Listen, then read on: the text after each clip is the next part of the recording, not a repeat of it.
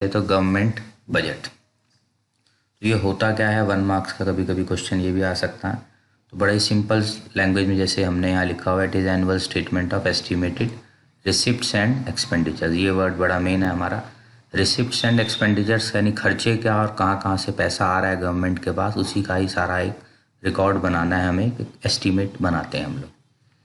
तो स्टार्ट करते हैं एक एक करके दोनों रिसिप्ट्स एक्सपेंडिचर।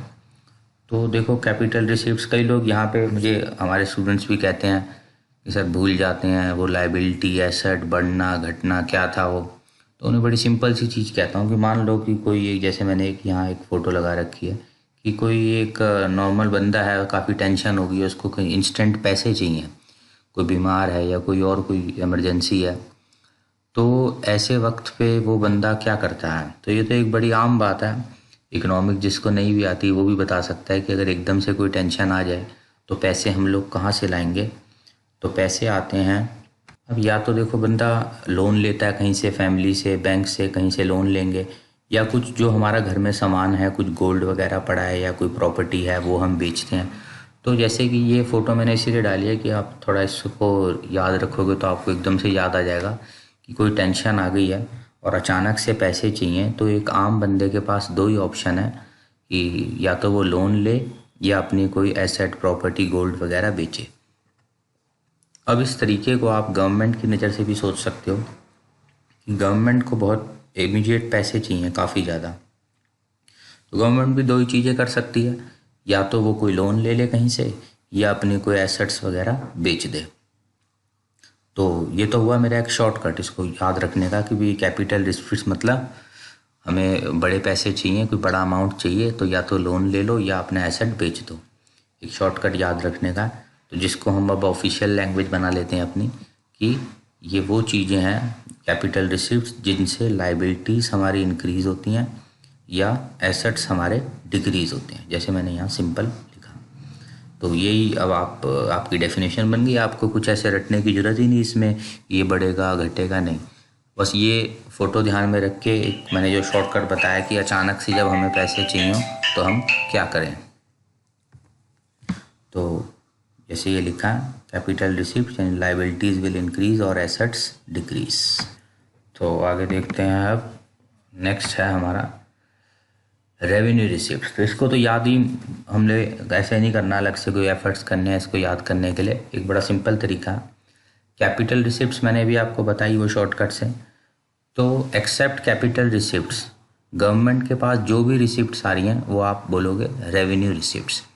यानी कि ना तो गवर्नमेंट ने कहीं से लोन लिए, लाइबिलिटीज़ बढ़ाई, ना अपना कुछ सामान बेचा, एसेट्स कम हुए, कुछ भी नहीं हुआ, तो वो हो गई आपकी रेवेन्यू रिसिप्ट्स।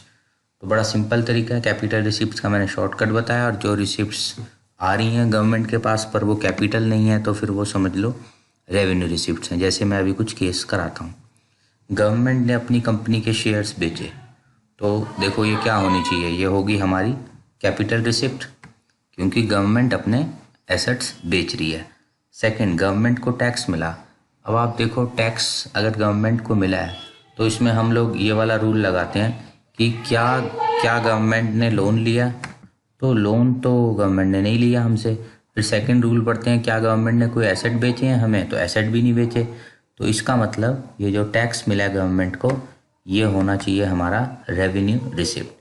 ऐसे ही थर्ड पॉइंट है, गवर्नमेंट ने टिकट्स बेची रेलवे की, तो फिर से वही लॉजिक लगाओ, क्या गवर्नमेंट ने हमसे लोन लिया है, तो लोन तो नहीं लिया। क्या गवर्नमेंट ने एसेट बेचा, एसेट भी नहीं कोई अपना बेचा, या कोई एसेट गवर्नमेंट का डिक्रीज हो गया इससे, तो यानी this should be revenue receipt.